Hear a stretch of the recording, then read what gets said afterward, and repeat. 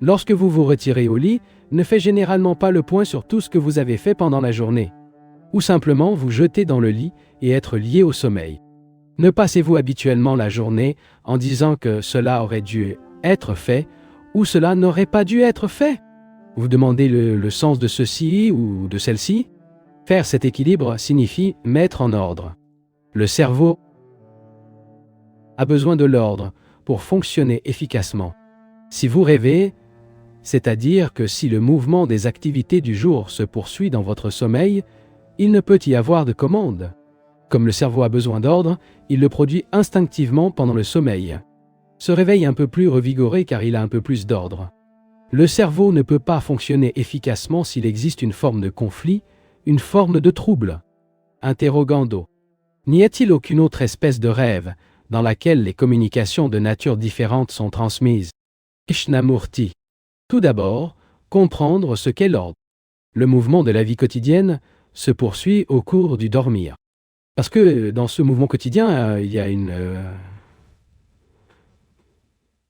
une contradiction, un trouble, une disharmonie. Et pendant le sommeil, à travers les rêves et les différentes façons de ne pas rêver, le cerveau essaie d'établir l'ordre dans son propre chaos. Si vous commandez pendant la journée, le cerveau n'a pas besoin de mettre les choses en ordre pendant le sommeil. Voyez à quel point cela est important. Par conséquent, le cerveau est au repos, calme, revigorant et se renouvelle. Je ne sais pas si vous l'avez déjà remarqué lorsque vous avez un problème.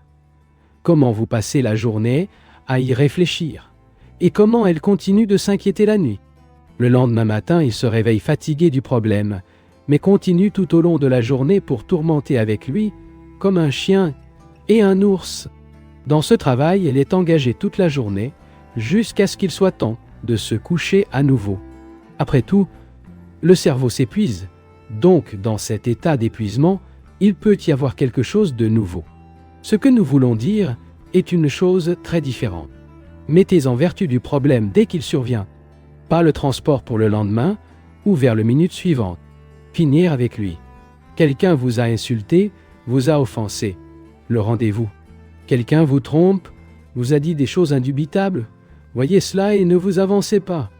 Ne le mettez pas sur le dos comme un fardeau. C'est la même chose que celle-ci, et non après. Le trouble est un état névrotique du cerveau qui finit par provoquer un cas de maladie mentale. L'ordre signifie mettre fin au problème dès qu'il survient, afin que le mouvement du jour ne se poursuive pas la nuit et qu'il n'y a pas de rêve, car il résolvait tout en cours de route. Je ne sais pas si vous réalisez l'importance de cela, car vous pouvez alors poser la question suivante. Qu'est-ce qui est au-delà de tout cela?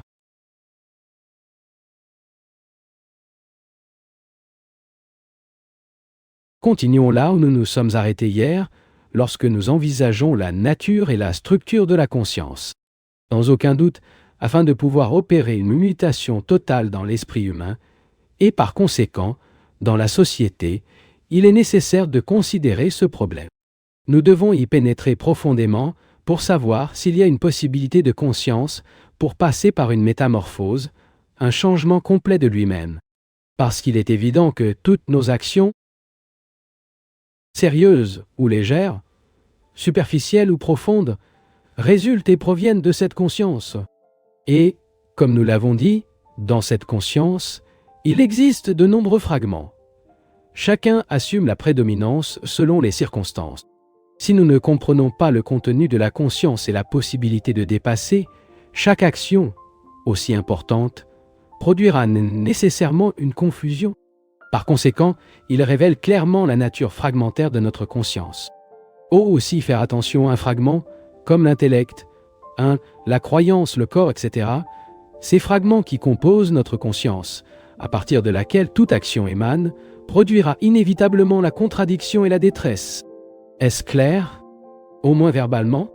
Il n'a pas de sens à nous dire que tous ces fragments doivent être rassemblés ou intégrés, car alors le problème par rapport à ceux qui ont la possibilité de les intégrer apparaissent et concomitantes l'effort pour faire fonctionner l'intégration. Ainsi, il doit y avoir un moyen de regarder tout cet ensemble de fragments avec un esprit non fragmentaire? C'est l'histoire que nous gérerons ce matin. Je me rends compte que mon esprit, qui comprend également le cerveau, et toutes les réactions nerveuses et psychologiques, réalise que la totalité de cette conscience est fragmentée, fractionnée par la culture dans laquelle nous vivons. Culture créée par les générations passées et continue par l'actuelle. Et chaque action ou prédominance d'un fragment sur d'autres entraînera inévitablement une énorme confusion.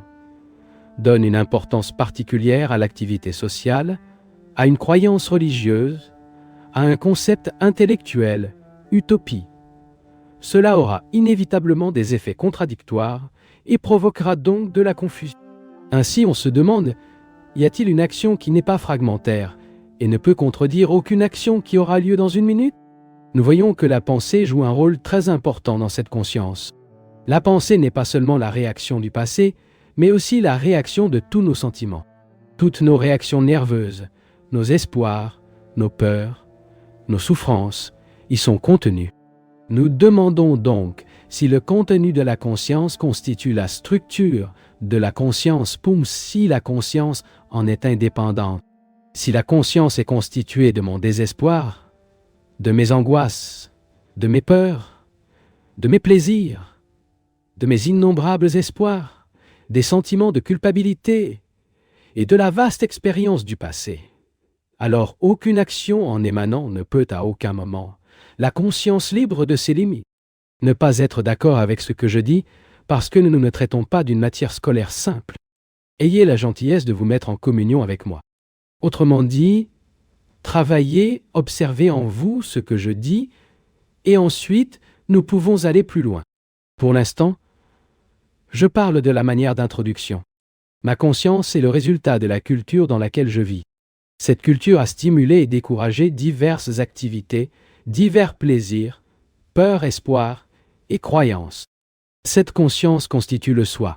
Chaque action née de cette conscience conditionnée est nécessaire et inévitablement fragmentaire, et donc contradictoire et causant la confusion.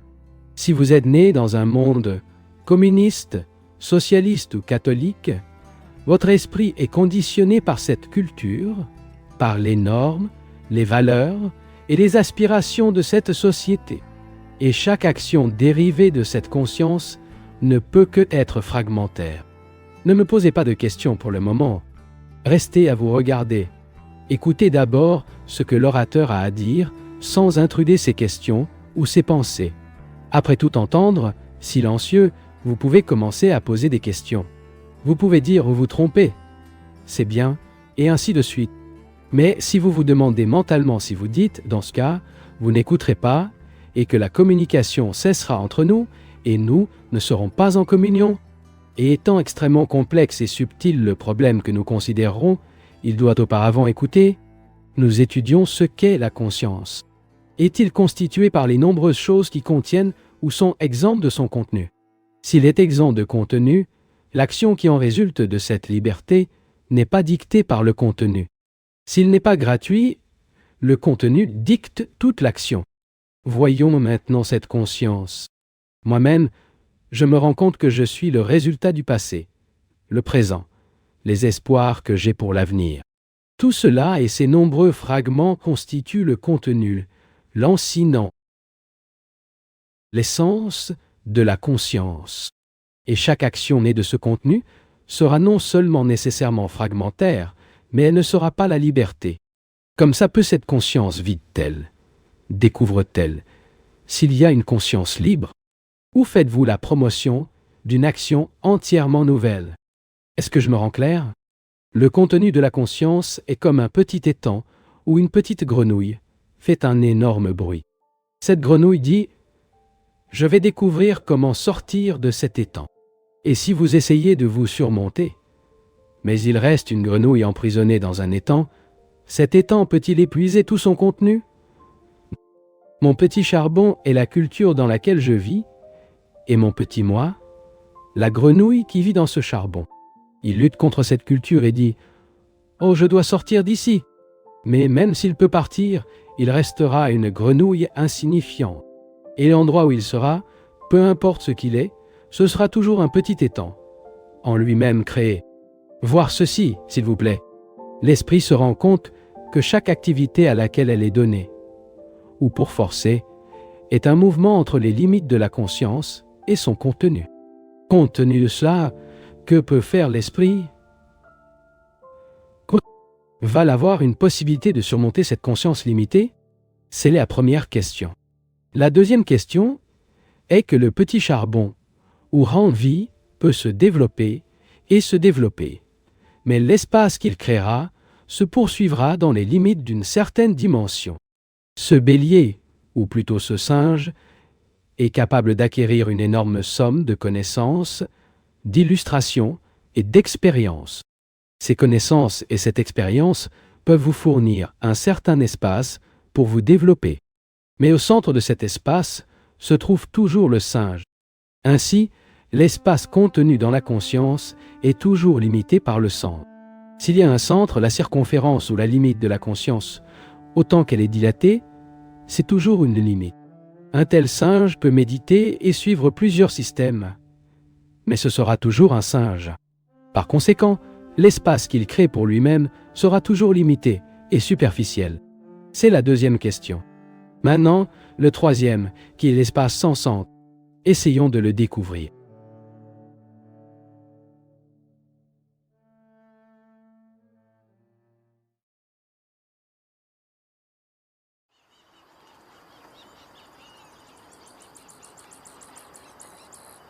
Interrogé, cette prise de conscience de ses limites peut-elle se transcender? Krishnamurti peut-il, un singe avec ses intentions et ses aspirations, sa vitalité, se libérer de son conditionnement et surmonter les limites de la conscience créée par lui? En d'autres termes, le soi, le singe, à travers diverses activités, la méditation, la répression, l'ajustement, le non-ajustement, se transcende. Votre activité incessante, votre mouvement, peut-elle la transporter de vos limites? Autrement dit, le contenu de la conscience, l'effort de la part du singe, peut-il me donner la possibilité de se libérer du confinement dans les temps? Alors je demande, le singe peut-il être complètement accompli pour voir l'étendue de ses propres frontières? Et a-t-il une possibilité de dépasser? Interrogando, au centre est toujours le singe, donc il n'y a pas d'espace vide, il n'y a pas de place pour la liberté. Krishnamurti, monsieur. Notez par vous-même que vous agissez toujours en fonction d'un centre. Ce centre peut étant une raison, ce centre peut être la peur, c'est l'ambition. Vous agissez toujours en fonction d'un centre, non? Je t'aime, je te déteste, je veux être puissant. Chaque action que nous connaissons fait partie d'un centre. Bien que ce centre s'identifie à la communauté ou à la philosophie, il reste le centre. Et la chose avec laquelle il a identifié est le centre.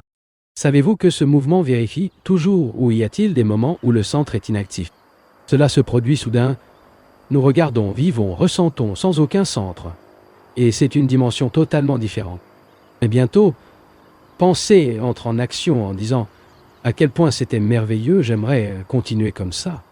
Ensuite, il devient le centre. Le souvenir de quelque chose qui s'est produit quelques secondes devient le centre, grâce à la pensée. Nous réalisons l'espace que ce centre crée autour de lui-même, de l'isolement, de la résistance, des formes d'évasion. Tant qu'il y aura un centre, il y aura l'espace qu'il a créé. Et nous souhaitons étendre cet espace parce que nous pensons que l'expansion de l'espace est nécessaire pour vivre avec amplitude. Mais dans cette conscience extensible est toujours le centre. Et par conséquent, l'espace, aussi dilaté, sera toujours limité. Observez-vous. N'écoutez pas seulement. Regardez-vous et découvrez simplement ces choses. Et la bataille des relations se situe entre deux centres, chacun souhaitant se développer, imposer, dominer, les singes en pleine activité. Alors je veux apprendre. En disant, je vois cela très clairement. L'esprit et l'apprentissage. Comment ce centre existe-t-il? Est-il le résultat de la société? Une culture? Ou est-ce un centre divin? Je suis désolé pour l'utilisation de la parole divine, qui a toujours été étouffée par la société et la culture. Hindou, et d'autres appellent Atman, cette chose sublime que nous avons en nous, et est toujours étouffée.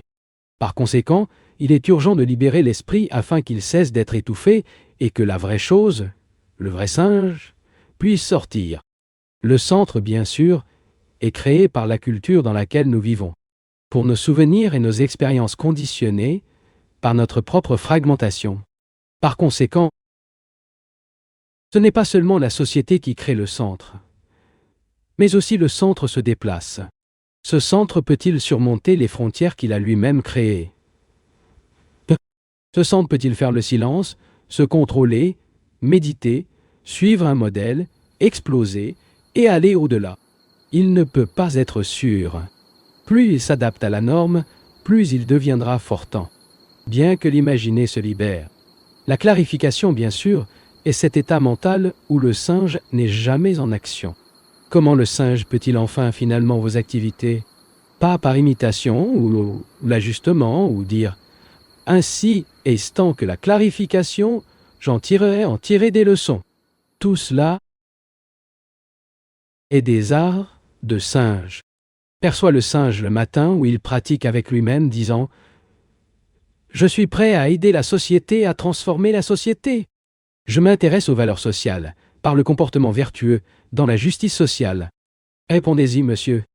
Ne pensez-vous pas que tout cela est le matin que le singe s'entraîne avec lui-même? Ceci est si clair qu'il n'y a aucun doute sur vous. Si vous n'êtes pas sûr de cela, monsieur, alors nous examinerons et examinerons ensemble. Un regornando. Parfois, il semble dire que aider la société, fournir des services sociaux, en profite à un autre, mais j'ai le sentiment que je ne suis pas différent de la société. Et donc je me renonce au travail social, c'est la même chose que de travailler pour moi-même. Je ne distingue pas. Krishnamurti. Mais si cela ne fait aucune distinction, je n'ai pas l'intention de vous procurer le moins, monsieur. Je vous demande, le centre reste-t-il existant? Interrogé, cela ne devrait pas continuer. Krishnamurti, rien ne devrait pas, car nous sommes ensuite entrés dans un domaine très différent. Il y devrait, ce n'est pas le cas, je pouvais, je ne pouvais pas. C'est-à-dire dans le domaine de la théorie. C'est le fait. Bien que je reconnaisse que la société et moi sommes une unité, le centre, le moi, le singe, en action, la première question est la suivante. Notez que tant qu'il y aura des mouvements du singe, ce mouvement conduira inévitablement à une sorte de fragmentation, d'illusion et de chaos. En mots plus simples, ce centre, le soi, l'égoïsme, toujours actif, même si je suis divin, est très intéressé par la société, et je dis « je suis la société ». Ce centre est-il en action? En effet, s'il est en action, l'expression que je suis société n'a aucun sens. La deuxième question est comment ce centre peut-il disparaître? Grâce à la détermination, à l'exercice, à diverses formes névrotiques de compulsion, de dévouement et d'identification. Chaque mouvement de cet ordre est approprié pour le singe. Par conséquent, la conscience et l'espace qui y sont contenus sont toujours à la portée du singe. Alors l'esprit dit, je le vois clairement, voir dans le sens de réaliser la chose comme ce microphone est perçu, c'est-à-dire sans condamnation, voir simplement. Alors, que se passe-t-il? Pour voir une chose, écouter quelque chose, vous avez besoin d'une attention totale, non? Si je veux comprendre ce que vous dites, je dois prêter toute une attention. Dans cette attention, le singe est-il dans l'activité? Vérifiez cela. Je veux entendre ce que vous dites, qui peut être important ou sans importance, et pour le comprendre, je dois faire attention. Je veux dire mon esprit, mon cœur, mes nerfs. Tout doit être en parfaite harmonie pour faire attention. L'esprit n'est pas séparé du corps. Le cœur n'est pas séparé de l'esprit. Un entier parfaitement harmonieux et attentif. C'est ce qu'est l'attention. Et l'esprit peut-il accorder toute l'attention aux activités du singe, sans les condamner, sans dire bien ou mal? C'est simplement regarder les malques du singe. Dans cette observation, il n'y a pas d'analyse. C'est vraiment important, messieurs. Vous devez creuser vos dents. Au moment où elle analyse cela isolément, l'un des fragments, il y a le singe actif. Il est donc l'esprit capable d'observer de cette manière, avec cette attention totale, tous les mouvements du singe. Ce qui se produit quand y a-t-il toute l'attention? Le fournissez-vous? Savez-vous ce que signifie faire attention? Lorsque vous êtes entièrement conscient de ce train, il n'y a pas de résistance contre lui, il n'y a aucune impatience. Lorsque vous écoutez de cette façon, y a-t-il un centre et un singe actif? Vérifiez, monsieur. Ne vous attendez pas à ce que je dise quoi que ce soit. Vérifiez par vous-même. Écoutez-vous cet haut-parleur avec toute une attention, c'est-à-dire sans interpréter ce qu'il dit, sans être d'accord ou en désaccord, sans comparer ni traduire ce qu'il dit pour l'ajuster à son propre état d'esprit. S'il y a une activité de ce genre, il n'y a pas d'attention. Porter toute l'attention signifie que l'esprit a été entièrement silencieux à écouter. Faites-vous cela? Écoutez-vous l'orateur maintenant avec cette attention? Si c'est le cas, y a-t-il un centre?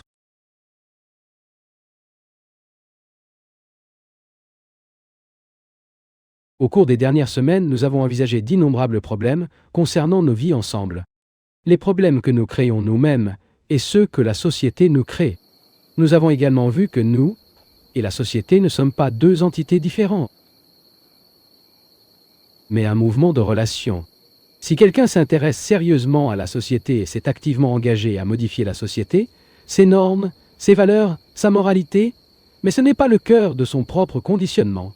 Donc ce conditionnement produira une fragmentation dans son action. Par conséquent, il y aura plus de conflits, plus de détresse et plus de confusion. Tout cela considère plus ou moins pleinement. Nous avons également considéré ce qu'est la peur et si l'esprit peut dans un certain temps être complètement et totalement exempt de cette charge, à la fois superficiellement et profondément. Et nous examinons la nature du plaisir, très différente de la joie et de la joie. Nous avons examiné la question des nombreux fragments qui composent notre structure, notre être.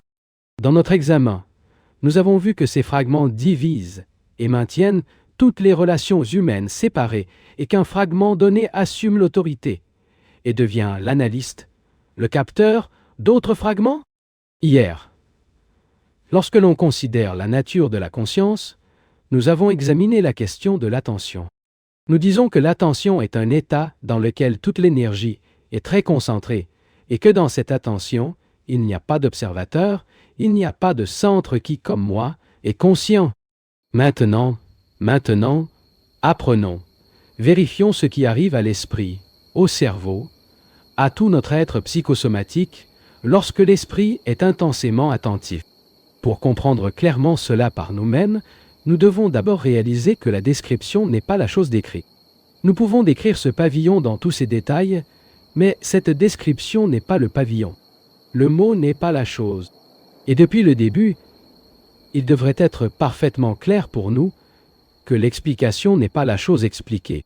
Se satisfaire des descriptions, des explications, est le plus enfant à vivre. Et il me semble que la plupart d'entre nous vivent comme ça. Soyons satisfaits de la description, avec l'explication, avec le dicton, c'est la cause. Et flottons à la saveur de la chaîne. Mais ce que ce matin nous voulons faire, c'est découvrir par nous-mêmes ce qui arrive à l'esprit.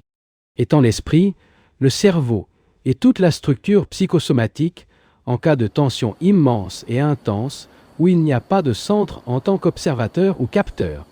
Afin de comprendre cela, de vraiment l'apprendre, et pas simplement de satisfaire l'explication de l'orateur, de le découvrir, il faut commencer par la compréhension de ce que c'est, et non de ce qui devrait être ou de ce qui est, mais ce qu'il est.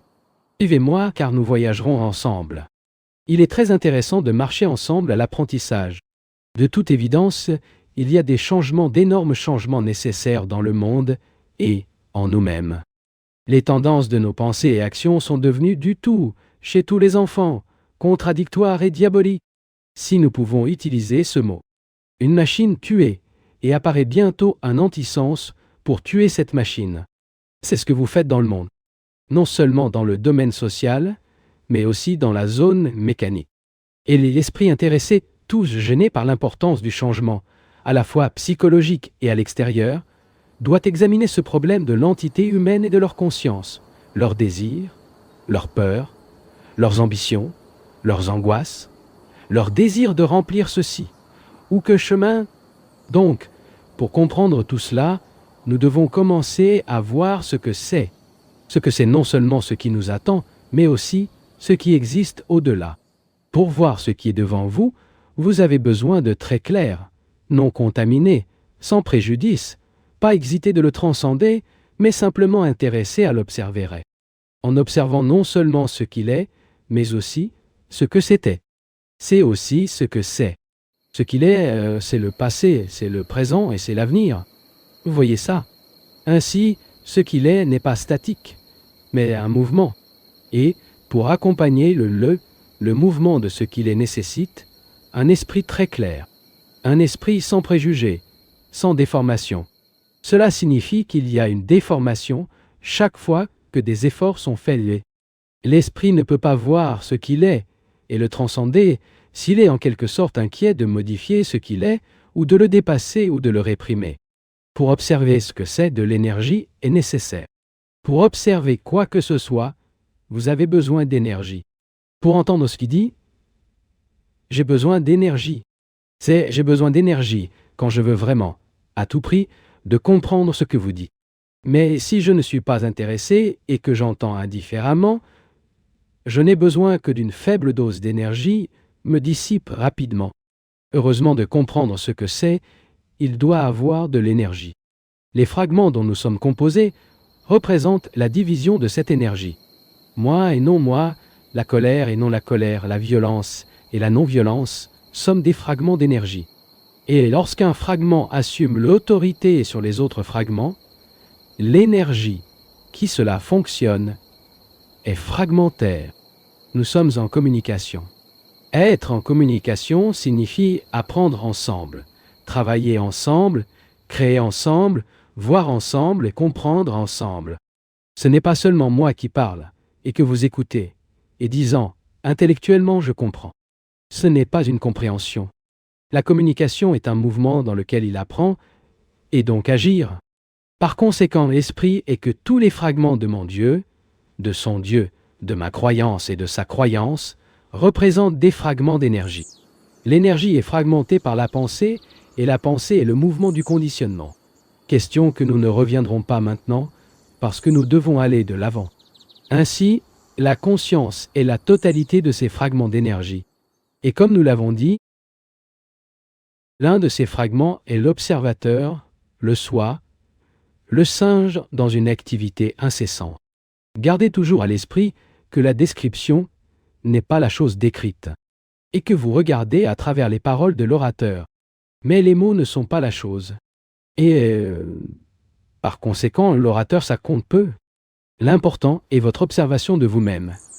Et comment l'énergie a été fragmentée. Pouvez-vous voir cela? Autrement dit, qu'est-ce qu'il est exempt du fragment représenté par l'observateur? L'esprit peut-il voir tous les fragments qui composent toute la conscience? Ces fragments représentent la division de l'énergie.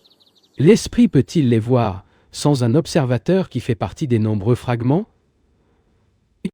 Il est important de comprendre cela. Si l'esprit n'est pas en mesure de voir les nombreux fragments sans être à travers les yeux d'un autre fragment, auquel cas il ne comprendra jamais ce qu'est l'attention. Sommes-nous en train de comprendre? Non.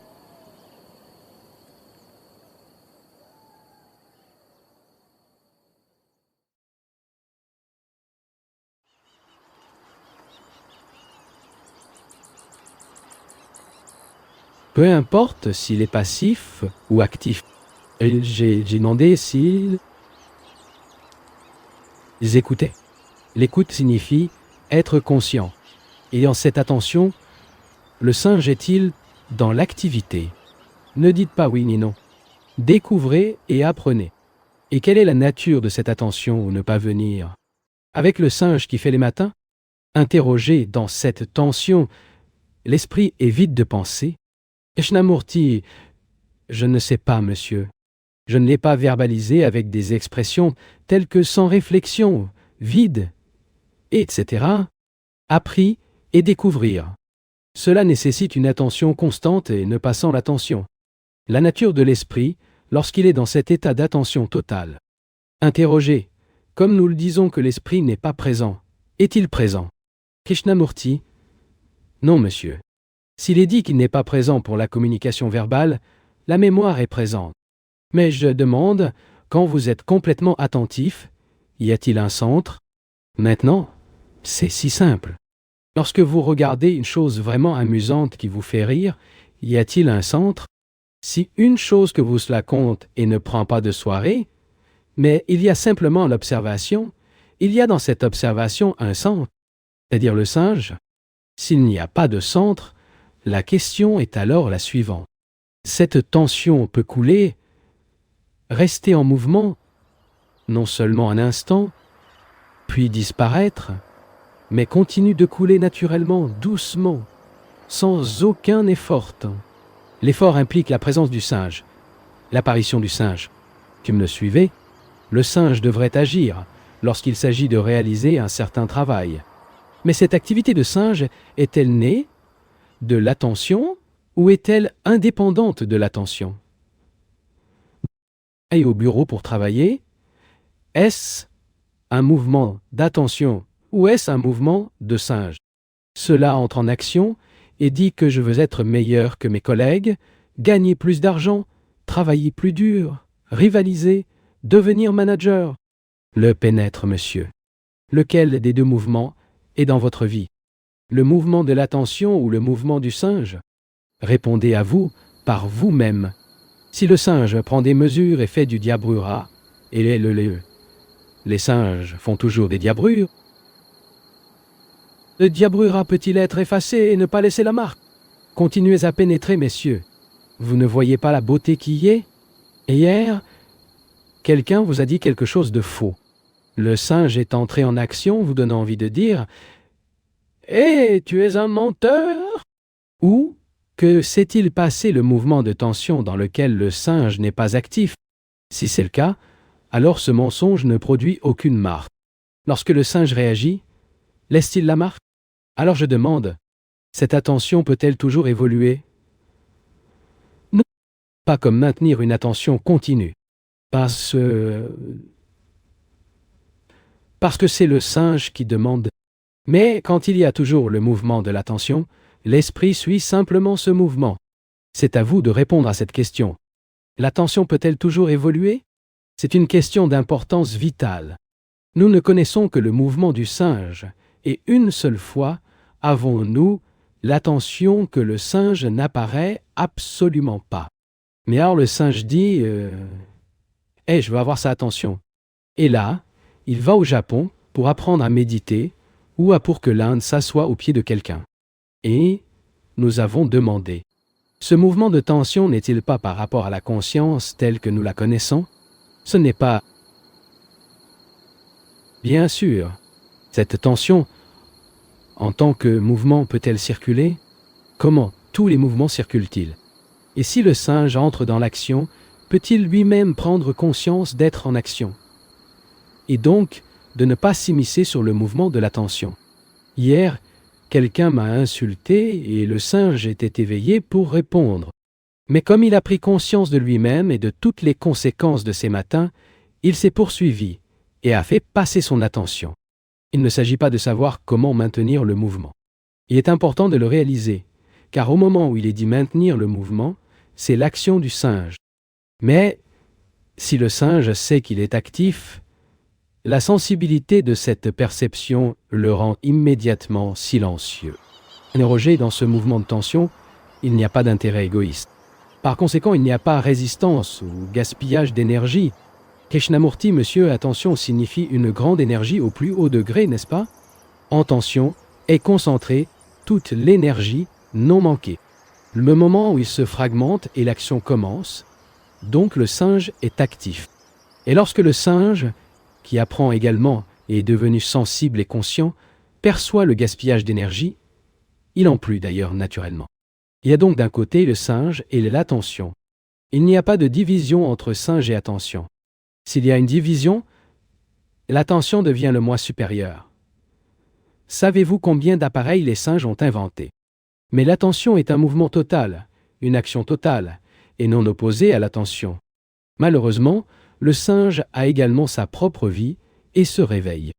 Lorsqu'il n'y a pas de centre, c'est-à-dire au sommet de l'attention, pouvez-vous me dire ce qui se passe alors? Qu'est-il arrivé à l'esprit qui est attentif à un degré aussi élevé sans le moindre gaspillage d'énergie? Que s'est-il passé alors? Dis, messieurs, je ne veux pas rester parler tout le temps. Interrogando, il y a un silence total. Il n'y a pas d'auto-identification. Krishnamurti, je ne veux aucun des appareils inventés par le saint. Ce qui s'est passé non seulement à l'intellect, au cerveau, mais aussi au corps. J'ai déjà dit, mais ils n'ont pas appris. Si cet haut-parleur ne revient plus ici, s'il meurt, que se passera-t-il? Comment allez-vous apprendre? Allez-vous apprendre le yoga? Jamais! Par conséquent, apprenez maintenant ce qui est arrivé à l'esprit, qui est devenu attentif prudent, dans lequel toute l'énergie était concentrée. Qu'est-il arrivé à l'intellect? Interrogando, il voit. Krishnamurti, n'est-ce pas? Ne faites pas de conjectures, s'il vous plaît. Interroger, c'est totalement calme. Krishnamurti, voir, Seigneur, le cerveau qui était actif, fonctionnant, le cerveau qui a inventé le singe, n'est pas devenu ce cerveau très sensible. Si vous ne le savez pas, vous avez la gentillesse de ne pas conjecturer. Et à votre corps, lorsque vous avez cette énergie énorme, sans sème et inaperçue, ce qui s'est produit tout le corps, structure entière de l'entité humaine. C'est à vous, je demande. Interrogando, réveillez-vous, devenez vivant et apprenez. Krishnamurti, non monsieur, il a besoin de devenir vivant pour apprendre. Sinon, on ne peut pas apprendre. Si vous dites je crois en mes préjugés, j'aime mes préjugés. Mon conditionnement est merveilleux. Dans ce cas, il dort et n'est pas éveillé. Mais au moment où il commence à remettre en question, à apprendre, il commence à prendre vie. Ce n'est pas ce que je demande. Qu'est-il arrivé au corps et au cerveau? Interrogando, l'action réciproque, complète. Il n'y a pas de division mais une perception totale. Krishnamurti, monsieur, s'il ne dissipe pas l'énergie avec le froid, qu'est-il arrivé au mécanisme du cerveau? Interrogando, il est vivant. Krishnamurti, ayez la gentillesse d'observer. Faites attention à tout fait. Complètement. Avec votre cœur, avec votre corps, avec votre esprit, avec tout ce que vous avez, chaque particule, chaque cellule, et voyez ce qui se passe. Interconnexion à ce moment-là, nous ne le faisons pas il y a. Krishnamurti, oui monsieur, mais qu'est-il arrivé au cerveau, pas à vous? Je suis d'accord que le centre n'existe plus, mais il y a le corps, le cerveau. Qu'est-il arrivé au cerveau? Interrogando, était-ce au repos, se régénérant? Krishnamurti, et quelle est la fonction du cerveau? Interrogando, commande? Krishnamurti, je ne répète pas ce que j'ai dit, pour l'amour de Dieu. Qu'est-ce que le cerveau? Il est impliqué dans le temps, est le réservoir de mémoire. C'est une question. Il est dans une activité intense, reconnaissant, concevant, résistant, pensant, effrayé, cherchant la sécurité, et, cependant, dans l'incertitude, pleine de souvenirs. Pas seulement la mémoire d'hier, mais des siècles de souvenirs. Souvenirs raciaux, souvenirs de famille, tradition. Tous ces souvenirs y sont contenus. Maintenant, qu'est-il arrivé à ce cerveau dans cette attention extraordinaire? Interrogando. Se renouveler? Krishnamurti, je ne veux pas être cool, mais votre cerveau est-il nouveau? Ou dites-vous simplement un mot? S'il vous plaît, dites-moi ce qui est à cela au brain mechanical. Ne dites pas qu'il n'est pas devenu mécanique. Le cerveau est purement mécanique, réagissant toujours en fonction de son conditionnement, de ses antécédents, de ses peurs, de son plaisir. Qu'arrive-t-il à ce cerveau lorsqu'il n'y a pas de gaspillage minimal d'énergie? Interrogando. Il commence à devenir créateur. Krishnamurti. Eh bien, Laissez-le le laisser demain.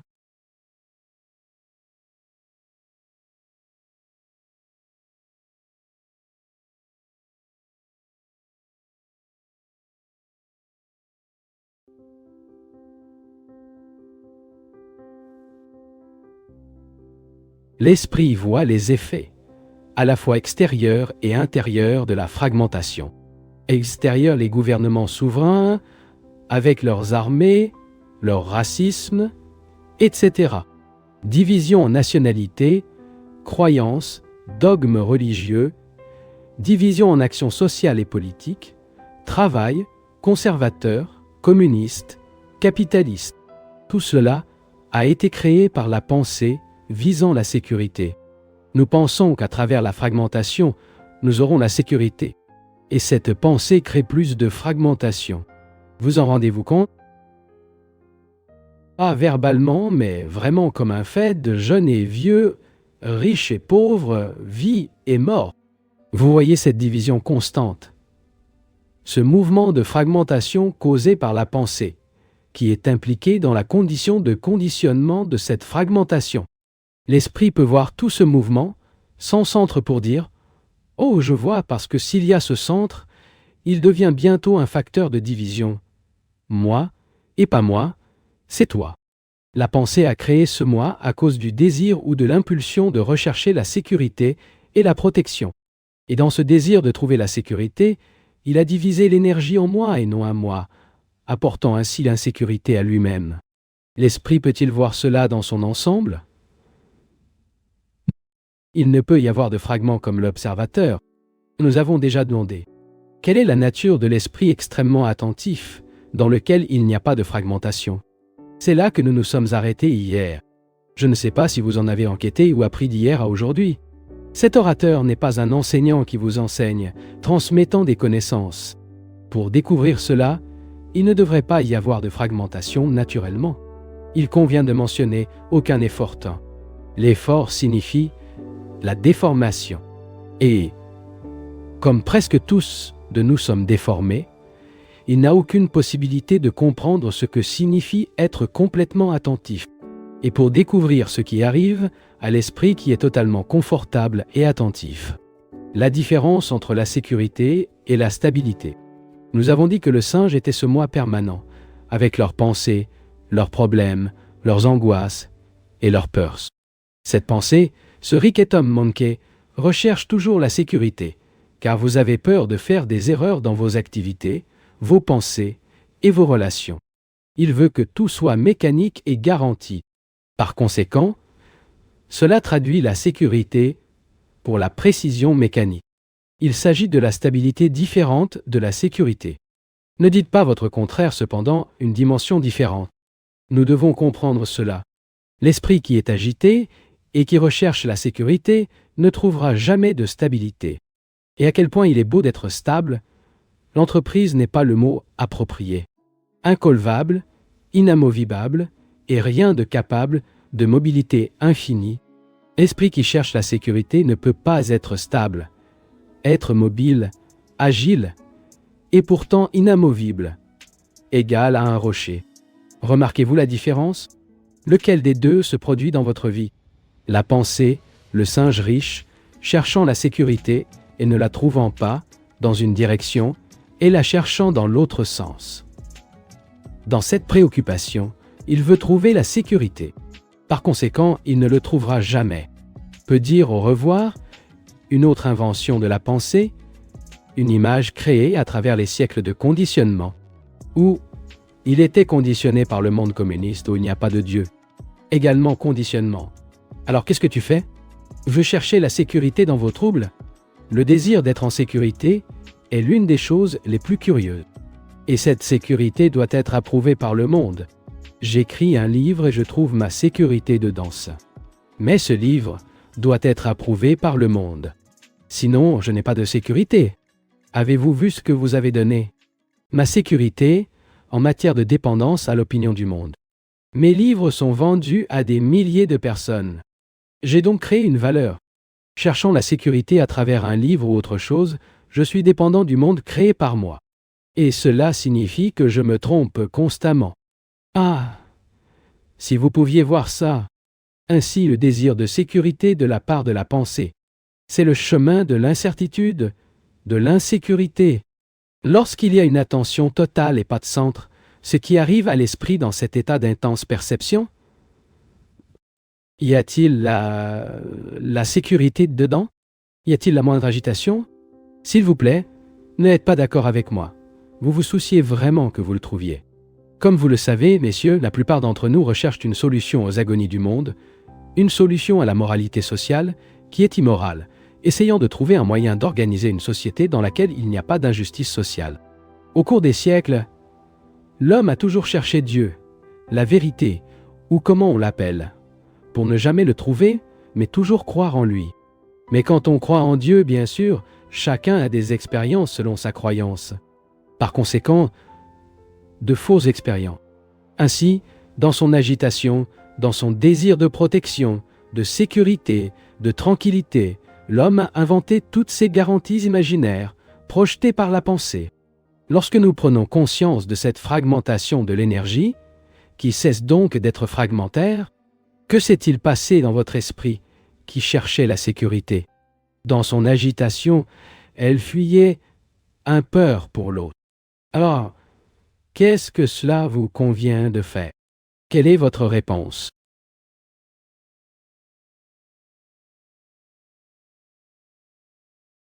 Interrogando. Nous ne sommes plus isolés. Il n'y a plus de peur. Krishnamurti, nous considérons déjà cela, monsieur. À moins que cela ne vous arrive vraiment, vous ne dites rien, car cela n'a aucun sens. Vous pouvez inventer, vous pouvez dire, mais si c'est vraiment sérieux, si vous voulez apprendre, vous devez pénétrer profondément ce problème. C'est votre mission. C'est ta vie, et pas seulement l'espace ce matin. Comme nous l'avons vu lorsque nous avons traversé le village, sur le chemin du pavillon, tout le monde allait à l'église. Religion du week-end. Mais ici, il n'y a pas de religion le week-end. Nous sommes intéressés par un mode de vie dans lequel l'énergie n'est pas fractionnée. Si vous comprenez cela, vous aurez un sens d'action extraordinaire. Interrogando. Seigneur, vous demandant ce que vous pouvez faire, donc le singe bouge. Absurdité. La question et la question tirent sur le singe. Krishnamurti. J'ai juste demandé à la question de voir où est l'interrogateur. Un seul fragment agit. Krishnamurti, oui, juste un des fragments de cette énergie qui il a été fractionné, qui cherche sans relâche la sécurité. Et c'est précisément ce que c'est ce que nous faisons tous. Ces troubles, cette recherche et cette enquête constante, cette adhérence à un groupe et ensuite chercher un autre groupe, le singe ne s'arrête jamais. Tout cela indique que l'esprit recherche un mode de vie dans lequel seulement la sécurité l'intéresse. Lorsque vous vous rendez compte très clairement, qu'est-il arrivé à l'esprit? Alors, n'êtes-vous plus intéressé par la sécurité? De toute évidence, elle n'a pas peur. La sécurité devient une chose très triviale quand on voit cette pensée à fragmenter l'énergie, ou se fragmenter, et qu'en raison de cette fragmentation, il y a de la peur. Et quand nous voyons l'activité fragmentaire de la pensée, alors nous sommes capables de faire face à la peur, d'agir. Et donc, nous avons demandé, qu'est-il arrivé à l'esprit qui est devenu attentif? Y a-t-il un mouvement de recherche dedans? Ayez la gentillesse de le comprendre. Interrogez. L'activité mécanique tient du tout. Krishnamurti. Vous avez compris ma question? Lorsqu'il est extrêmement conscient, l'esprit cherche toujours de l'expérience, cherchant à comprendre lui-même, en essayant de se dépasser, en essayant de découvrir ce qui est une action correcte. Quelle est l'action incorrecte? À la recherche d'une permanence dans laquelle il peut se soutenir. Permanence dans les relations, la croyance ou dans une certaine conclusion. Nous continuons à avoir ce mouvement lorsque nous sommes complètement conscients. Interrogé, l'esprit ne cherche plus rien. Krishnamurti, savez-vous ce que signifie faire une affirmation aussi facilement? Ne cherchez rien. Savez-vous ce que cela signifie? Interrogé, et l'esprit est-il prêt à recevoir quelque chose de nouveau? Quelque chose qu'elle est incapable d'imaginer. Krishnamurti.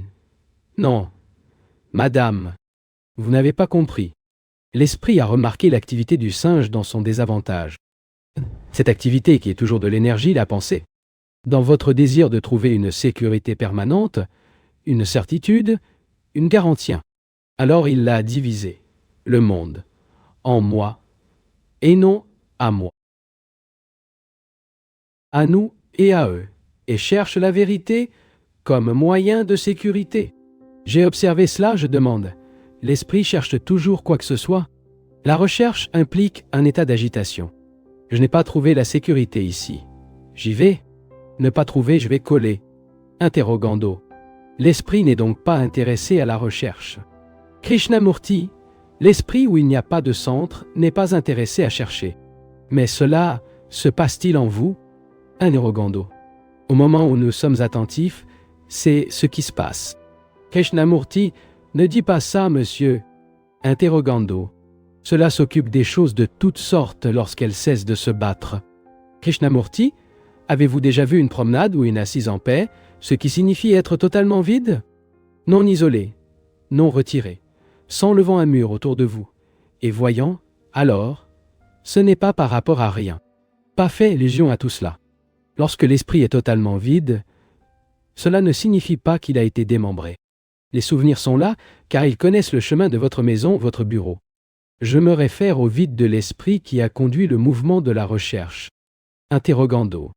Tout est, et je le suis. Que suis-je? Qui est-ce moi qui m'a dit que je suis? Le singe? Krishnamurti. Faites attention à ne pas répéter ce que les propagandistes ont dit, ce que les religions ont dit, ce que les psychologues ont dit. Qui a dit que je suis?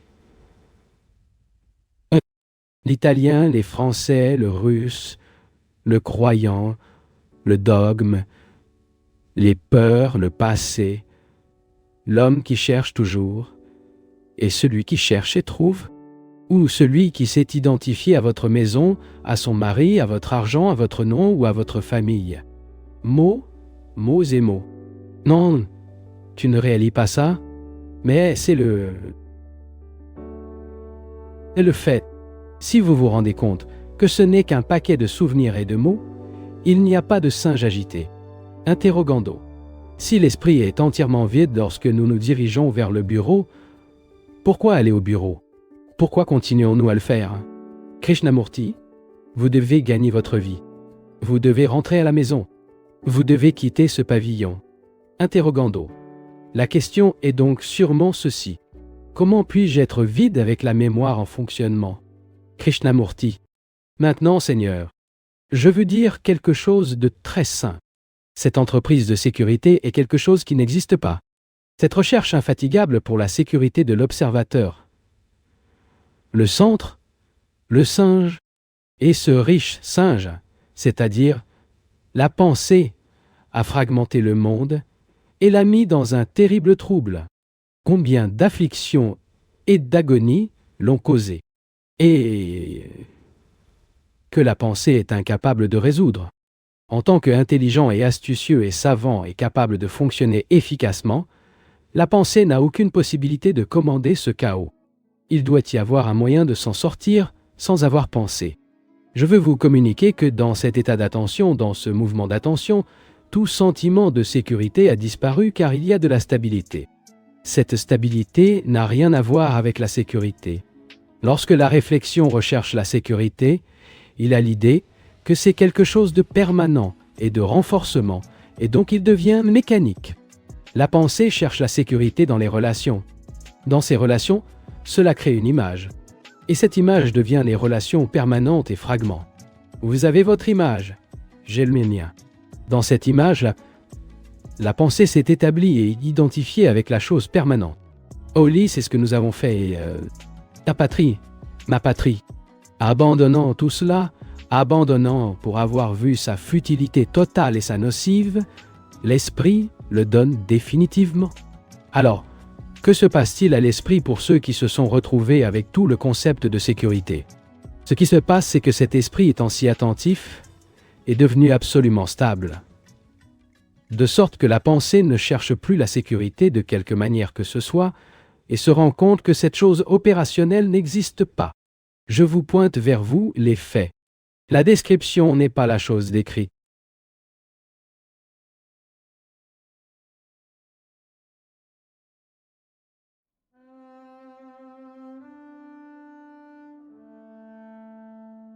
Voyez que cela est très important. Le cerveau est impliqué dans l'idée de mettre une sécurité parfaite. L'esprit, le cerveau, veut la sécurité car sans elle, elle ne peut pas fonctionner. S'il n'y a pas d'ordre, le cerveau fonctionnera illogiquement, neurotiquement, et il souhaite donc toujours commander. Ayant donné à l'ordre le sens de la sécurité, si ce cerveau continue de fonctionner, il continuera de demander l'ordre par la sécurité. Donc, quand il y a une attention, le cerveau cherche toujours la sécurité. Interrogando, Seigneur, il n'y a que le présent. Krishnamurti, Monsieur, j'essaie de vous transmettre quelque chose. Je me trompe peut-être totalement, je dis peut-être les néras, mais vous êtes responsable de le découvrir, si je le dis aux petits os. Interrogando. J'ai l'impression que le moment où je suis conscient, je ne cherche pas, mais cette attention peut cesser. Ensuite, je vais aller chercher à nouveau. Krishnamurti. Jamais. Note. C'est le point essentiel. Si penser perçoit une telle chose, la permanence il existe, il ne le cherchera plus jamais. Autrement dit, le cerveau, avec ses souvenirs de sécurité et la culture qu'il reçoit dans une société basée à la sécurité, avec des idées et une moralité basée sur la sécurité, ce cerveau est devenu totalement vide du mouvement de recherche de sécurité. Avez-vous déjà bien approfondi ce problème de méditation? Quelqu'un d'entre vous?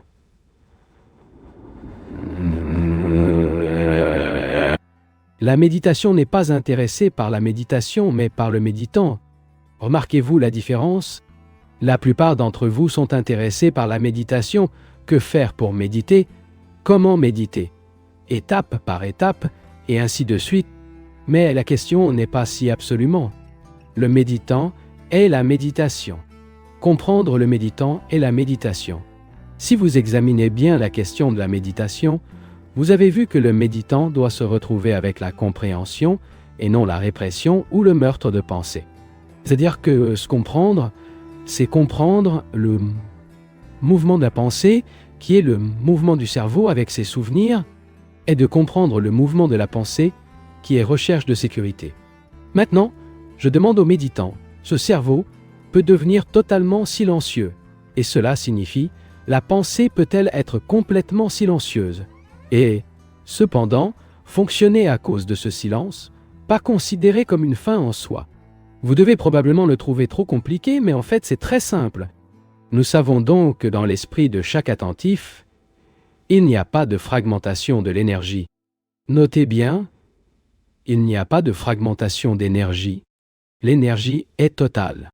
Cette énergie fonctionne sans fragmentation lorsque vous allez au bureau. Interrogez, peut-être qu'une véritable compréhension pourrait être réalisée sans l'aide du mot, par une sorte de contact direct avec la chose à comprendre. Et par conséquent, il n'y aurait pas besoin de mots qui sont une évasion. Krishnamurti et ses bisilis, pouvez-vous être dans une communication sans parole, car les mots sont des obstacles? Interrogé, puis-je? Murti, voir. Monsieur, je peux communiquer non-verbalement avec vous, à votre sujet, qui est tout attentif et pourtant capable de fonctionner dans le monde sans se diviser en fragments d'énergie? Avez-vous compris cette question? Interrogando. J'ai compris. Krishnamurti, eh bien, puis-je communiquer cela sans utiliser le mot? Comment savez-vous que je peux? Qu'est-ce qui vous dit tous? Interrogez, je pense que vous le pouvez. Krishnamurti, voyez, parlait de près de 5 semaines de suite, expliquant les choses, entrant dans les détails, en les consacrant tous nos cœurs. Et avez-vous compris même verbalement? Et voulez-vous comprendre pas verbalement? Cela est possible si votre esprit est en contact avec l'orateur avec la même intensité, la même passion, et en même temps, et au même niveau. Ainsi, cela peut être en communication avec lui. Et êtes-vous? Écoutez maintenant ce train.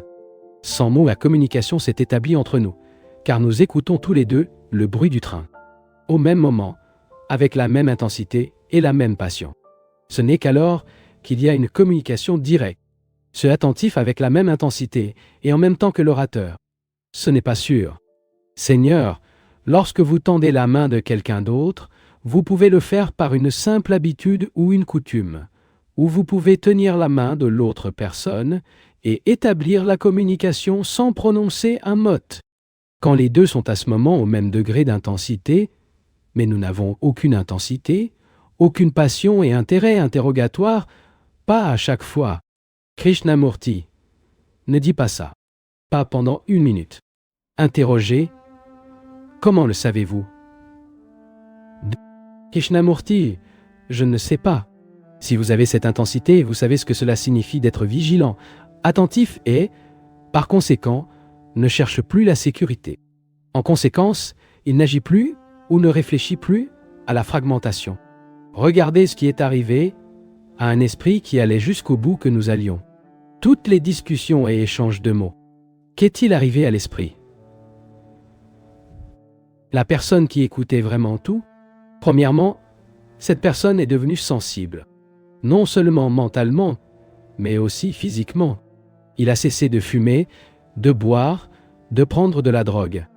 Et lorsque nous parlons de la question de l'attention, il doit avoir vu que l'esprit ne cherche plus rien, ni d'affirmer quoi que ce soit. Cet esprit est assez mobile, et pourtant parfaitement stable. En raison de cette stabilité et de cette sensibilité, il est capable d'agir sans diviser la vie ou l'énergie en fragments. Que découvrez-vous au-delà de l'action, de la stabilité? L'homme a toujours cherché quelque chose qu'il considère comme Dieu, la vérité. Il s'est toujours battu pour la joindre à cause de sa peur, de sa faiblesse, de son désespoir et de son désordre. Il a cherché cette chose et a pensé qu'il l'avait découverte. Et cette découverte, il a essayé d'organiser. Par conséquent, ce qui est stable, très sensible, ne cherche rien. Voir quelque chose qui n'a jamais été trouvé. Pour cet esprit, le temps a cessé d'exister complètement. Ce qui, bien sûr, ne signifie pas que nous pouvons perdre le train. Ainsi, un état existe qui est intemporel, et par conséquent, infini. Et si vous l'atteignez, vous verrez à quel point c'est merveilleux. Je pourrais le décrire, mais la description n'est pas la chose décrite. C'est à vous de le découvrir en vous observant. Pas de livre, aucun instructeur ne pourra vous montrer. Ne dépendez de personne. N'entrez pas dans les organisations spirituelles. Vous a rencontré pour apprendre tout cela de vous-même. Et puis, l'esprit découvrira des choses incroyables. Mais il ne peut y avoir de fragmentation. Cependant, une stabilité, une agilité et une mobilité extraordinaires. Pour cet esprit, il n'y a pas de temps et, par conséquent, le concept concernant la vie et la mort a une signification entièrement différente.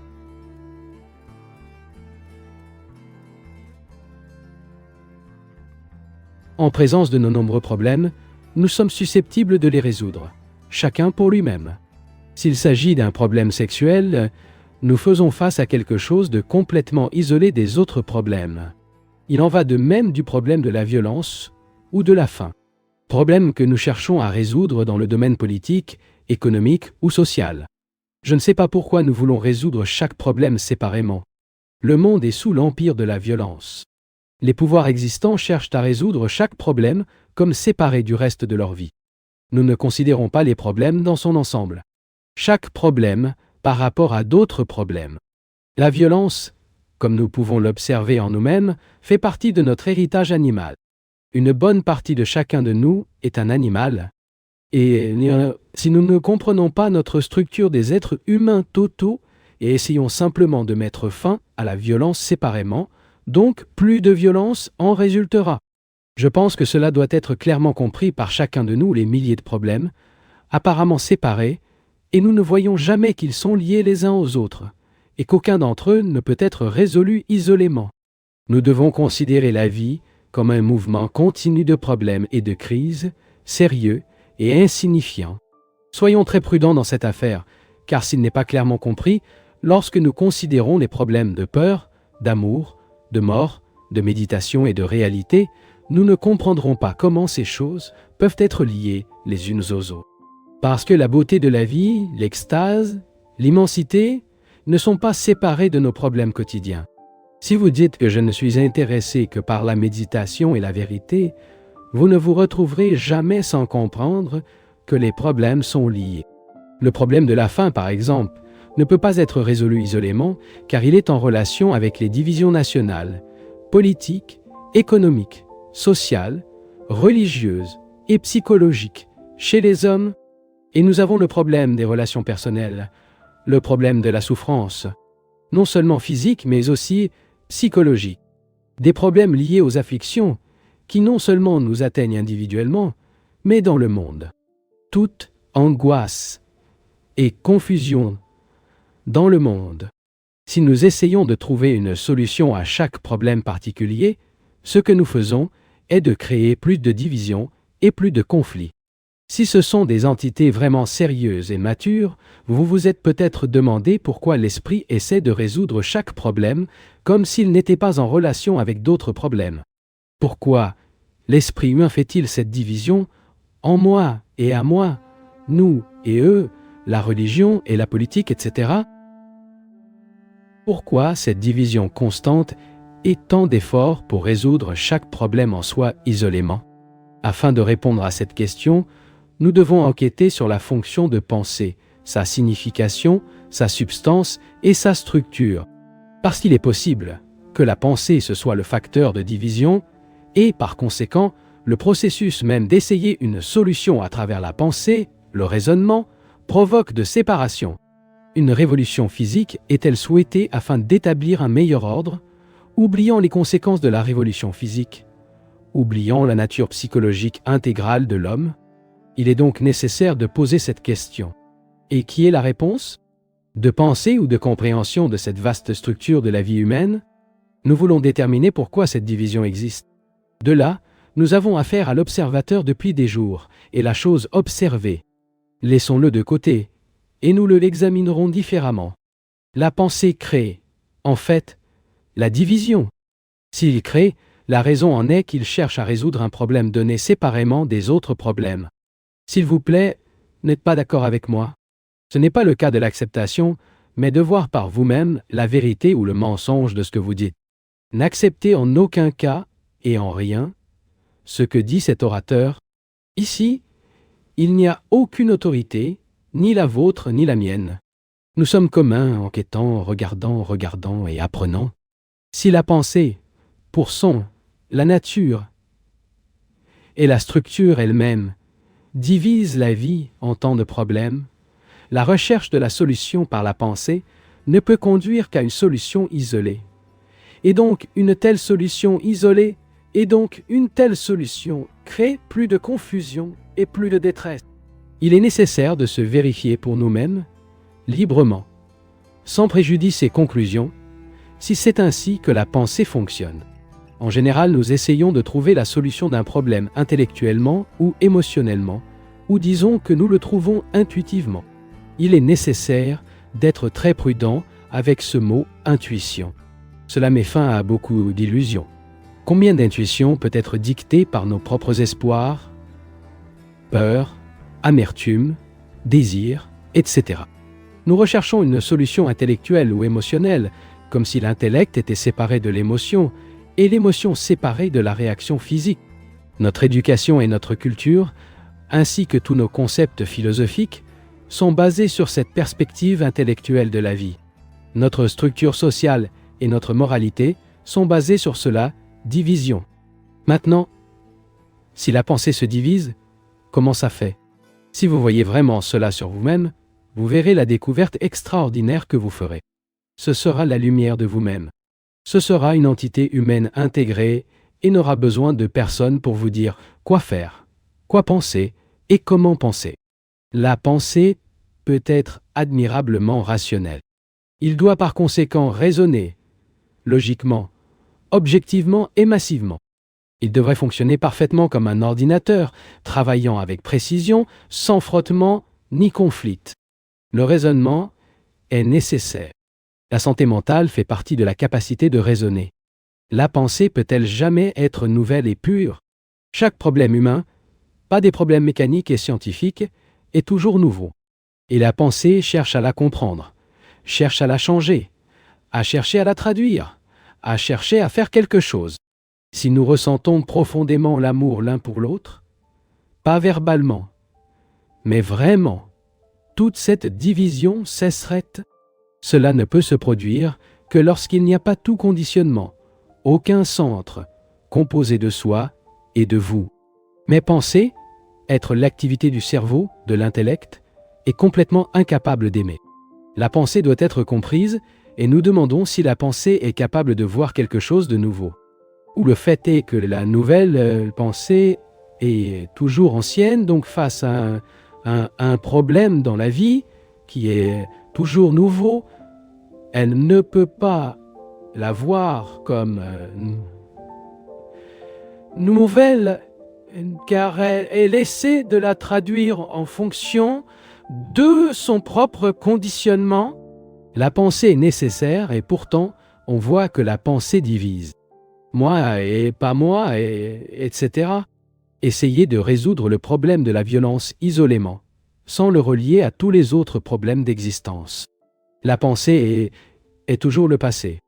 Si nous n'avions pas le cerveau qui, en tant que magnétophone, a accumulé des informations et des expériences de toutes sortes, nous ne pourrions pas penser ou réagir. Penser, lors de la rencontre d'un nouveau problème, ne peut manquer de traduire en lui-même, relatif au passé, et donc créer une division. Laissez tout le reste par heure et regardez votre réflexion. Il est la réaction du passé. Si je n'avais aucune pensée, il n'y aurait pas de passé. Vous vous retrouveriez dans un état d'amnésie. La pensée divise inévitablement la vie dans le passé, le présent et le futur. Tant que la pensée existait comme passé, la vie sera divisée en ces sections du temps. Si je veux comprendre complètement le problème de la violence, totalement, afin que son esprit soit complètement libre, je ne le comprendrai qu'en comprenant la structure de la pensée. C'est la pensée qui génère de la violence. Ma maison, ma femme, ma patrie contre les recensements? Qui est ce moi permanent, en face de tout le reste? Quelle est votre cause? Éducation, société, gouvernement, Église, tout est causant, et je fais partie de tout cela. La pensée est la matière. Il est situé dans la structure elle-même, dans les cellules du cerveau elles-mêmes, et donc, lorsque le cerveau fonctionne, psychologique, social ou religieusement, fera nécessairement selon votre conditionnement passé. Nous voyons que la pensée est d'une importance essentielle et doit fonctionner d'une manière absolument logique, objective et impersonnelle. Et nous voyons en même temps qu'il s'agit d'un facteur de division.